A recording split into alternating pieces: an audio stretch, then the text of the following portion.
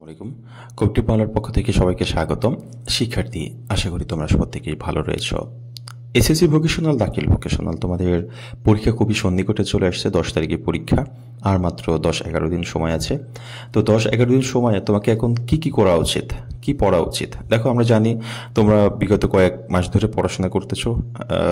যারা করো নাই তারা 1 মাস হলেও পড়াশোনা করছো, যারা করো নাই 15-20 দিন ধরে পড়াশোনা করতেছো। তো এই 15-20 দিনে তোমাদের যে সাবজেক্টগুলো আপাতত মোটামুটি একবার রিভাইজ করার কথা বলেছিলাম, বাংলা, সমাজ, ইসলাম শিক্ষা, এগুলো একবার করে শেষ করতে বলেছিলাম। আর পদার্থবিজ্ঞান, গণিত, রসায়ন, এই সাবজেক্টগুলো কিন্তু বেসিক থাকে, সেই ক্ষেত্রে এটা একটু বেশি সময় দিতে হয়। তো এখন পরীক্ষার আগে তোমাদের এই 3টা সাবজেক্টও কিন্তু সিলেবাস মোটামুটি একবার শেষ করে রাখতে হবে। আর গণিতে A+ পাওয়াটা খুবই জরুরি।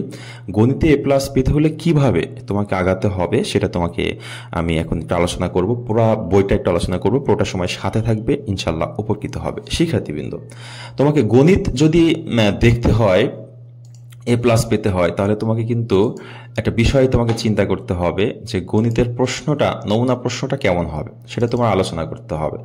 তো আমি একটা নমুনা প্রশ্ন নিয়ে আলোচনা করছি যে গণিত আসলে কত মার্কের পরীক্ষা আসে বা কেমন কি সেটা নিয়ে তোমাকে বলছি। দেখো, গণিত হচ্ছে, আমরা যদি দেখি, গণিত টোটাল হচ্ছে 60 মার্কের পরীক্ষা হবে। হ্যাঁ, তো 60 মার্কের ভিতরে এখানে আছে ডান পাশের উল্লেখিত সংখ্যার প্রশ্নের পূর্ণমান জ্ঞাপক। ক বিভাগ থেকে 5টি, খ গ বিভাগ হতে 3টি এবং ঘ বিভাগ থেকে 1টি করে প্রশ্ন দিতে হবে। ক বিভাগের নাম্বার হচ্ছে 25 মার্ক এবং ক বিভাগটা হচ্ছে বীজগণিত। আর খ বিভাগ, দেখো আমি তোমাকে দেখাই, খ বিভাগ হচ্ছে 18 মার্ক, যেটা হচ্ছে জ্যামিতি, এবং গ বিভাগ হচ্ছে তোমার ত্রিকোণমিতি 12 মার্ক, আর ঘ বিভাগ হচ্ছে 5 মার্ক পরিসংখ্যান। হ্যাঁ, তো দেখো, A+ পাওয়ার জন্য আমরা বীজগণিত মোটামুটি সবাই করি। যে কোনো স্কুলের প্রথমেই বীজগণিত শুরু করা হয়।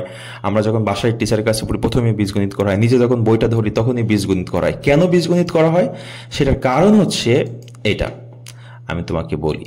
কারণ হচ্ছে বইটা যখন আমরা খুলি প্রথমেই কিন্তু বইটা বীজগণিত দিয়ে শুরু হয়। হ্যাঁ, এই যে আমি বইটা পেজ উল্টালাম, দেখো এটা হচ্ছে বীজগণিত। তো এটা হচ্ছে তোমাদের বই। যেহেতু সব কাজের ক্ষেত্রে এরকম, তুমি যখন কোরআন পড়বা বা হাদিসের বই পড়বা বা অন্য বাংলা বই পড়বা, যখন তুমি খুলবা তখনই কিন্তু প্রথম দিকের পড়াগুলো তোমার পড়তে মন চাবে। তো গণিতের ক্ষেত্রে হচ্ছে এটা, বীজগণিত অঙ্কগুলো প্রথমে থাকে, আর প্রথমেই হচ্ছে এটা থাকে। আর আমরা যখন 6-7-এ পড়েছিলাম বা 8-এ পড়েছিলাম তখন কিন্তু বীজগণিতটাই আমরা বেশি পড়েছিলাম, সেক্ষেত্রে বীজগণিতের প্রতি আমাদের একটু আকর্ষণ বেশি থাকে। কিন্তু আকর্ষণ বেশি থাকলে কি হবে, আমাদের ত্রিকোণমিতি বা জ্যামিতি রয়েছে সেগুলো কিন্তু মোস্ট ইম্পর্টেন্ট। আমরা যদি দেখে আসি, জ্যামিতিতে টোটাল আমাদের 18 মার্ক, হ্যাঁ, এবং এই ত্রিকোণমিতিতে রয়েছে 12 মার্ক। তো দেখো, আমি জ্যামিতিও পড়লাম বা জ্যামিতি বাদ দিলাম, আমরা অনেকে মনে করি জ্যামিতি বাদ দিয়ে দিই অথবা ত্রিকোণমিতি বাদ দিয়ে আমরা পরীক্ষা দেবো, তাহলে কি A+ সম্ভব? না, সম্ভব না। A+ সম্ভব না, কারণ 60-এ তোমার 48 A+, উপর 48 উপর মার্ক পেতে হবে। সেই ক্ষেত্রে দেখো, তুমি এই 12 বাদ দিলে তোমাকে কিন্তু 48 থাকে। হ্যাঁ, 48 মার্কের অ্যান্সার তুমি করতে পারবা টোটাল 60-এর ভিতরে? যদি পারো তো আলহামদুলিল্লাহ, A+ পেয়ে গেল। আর যদি মনে করো 2-1টা অঙ্ক মিস্টেক হয়ে যায় তাহলে কিন্তু তোমার A+ ছুটে গেল। এই জন্য ফুল 60-এ 60 তোমার অ্যান্সার করার চেষ্টা করতে হবে। 2-1 মার্ক যদি ছুটে যায় তারপরে A+ হচ্ছে। শিক্ষার্থীবৃন্দ, জ্যামিতি এবং ত্রিকোণমিতি এই দুটা পার্ট ব্যতীত তুমি কখনোই A+ উঠাইতে পারবা না, এটা মাথায় রাখতে হবে। আর ত্রিকোণমিতি থেকে এই 12 মার্ক উঠানো একেবারেই ইজি।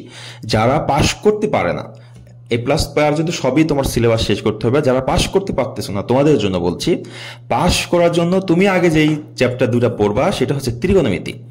ত্রিকোণমিতি তোমাকে শেষ করতে হবে। ত্রিকোণমিতি 12 মার্ক, এখানে কোনো সেট নাই, কিচ্ছু নাই। 5টা অঙ্ক আসবে, যে কোনো 3টা অ্যান্সার করবা, ওকে। আর দেখো, এই ঘ বিভাগ 5 মার্ক একটা অধ্যায় থেকে। হ্যাঁ, জাস্ট 3টা নিয়ম শিখলে কিন্তু তোমার হয়ে যাচ্ছে। তো এই জন্য এই 2টা অধ্যায় যদি তুমি করো, 12 আর 5 17 পেয়ে গেলা, পাশ করে যাওয়া। আর এই বীজগণিত, জ্যামিতি থেকে যে কোনো একটা অথবা 2টা অঙ্ক করলে 100% তুমি পাশ করে যাচ্ছ। সেই ক্ষেত্রে যাদের পাশ করার মতো অবস্থা নেই, পাশ করার জন্য এখন মাত্র বই ধরেছি, এমন হতে পারে আমার যে ভিডিও আসছে তুমি দেখলা, মাত্র আজকে দেখার সাথে সাথে তুমি বই ধরছো, তো সাথে সাথে এই বইটা তোমার সামনে এসেছে। এখন কি করবে তুমি? তুমি বীজগণিত থেকে শুরু করবে? না, বীজগণিত অনেক বড় সিলেবাস, বীজগণিত সব শেষ করে মাত্র 25 মার্কের প্রশ্ন আসবে, তারপরও 25 অ্যান্সার করা অনেক কষ্টের। সেক্ষেত্রে তোমরা যারা প্রথম শুরু করছো, আমি বলবো আমার ইউটিউবে ক্লাস দেওয়া রয়েছে। কোনগুলো ক্লাস দেওয়া রয়েছে? এই ত্রিকোণমিতির ক্লাসগুলো দেওয়া আছে, সম্পদ এই এই পরিসংখ্যানের ক্লাসগুলো দেওয়া আছে। এই দুটো অধ্যায় আগে তোমরা শেষ করো একদিনে, আজকেই শেষ করবা যারা ভিডিওটা দেখছো। আজকে তোমার ফ্রি, যেহেতু ঈদের ছুটি চলছে সব জায়গায়। তো এই ভিতরে চিন্তা করবা আজকের ভিতরে আমি এই 17 মার্ক কমপ্লিট করবই, যেভাবে দরকার অঙ্কগুলো মুখস্থ করে যাব, তারপরেও কমপ্লিট করব। এভাবে তুমি শেষ করো। পরবর্তীতে এখান থেকে বীজগণিত থেকে বা জ্যামিতি থেকে যে কোনো দুইটা অঙ্ক তুমি শেষ করবা। শেষ করলে তোমার পাস করার একটা পরিস্থিতি তোমার তৈরি হলো। আর যারা এ প্লাস পেতে যাচ্ছ অথবা পাস করার জন্য এই যে স্পেশাল সাজেশনটা রয়েছে, আমি স্পেশাল সাজেশনটা একটু দেখে থাকি, এভাবে দিয়ে থাকি। দেখো 5.1 এখানে স্টার মার্ক দেওয়া আছে, এটা হচ্ছে 4 স্টার, তার মানে এটা 100% আসার মতো। এটা 3 স্টার, এটা 2 স্টার। তো এভাবে সাজেশন তোমাকে কেউ দিবে না যেগুলো পরীক্ষায় 100% আসবে। কবিটিক বাংলা যে গণিত সাজেশন সহ অন্যান্য সাজেশন দেয়, প্রায় 90 থেকে 95% কমন আসে। হ্যাঁ, তো এই সাজেশনগুলো নিয়েও পড়া শুরু করো, সাজেশন নাও, প্লাস ইউটিউবে ক্লাসগুলো দেখো। তোমার কোনো বই টই কিচ্ছু ধরার দরকার নেই, পাশ করে চলে আসতে পারবা। ওকে, সবাই ভালো থাকবে, সুস্থ থাকবে, কবিটিক বাংলার সাথেই থাকবে। আল্লাহ হাফেজ।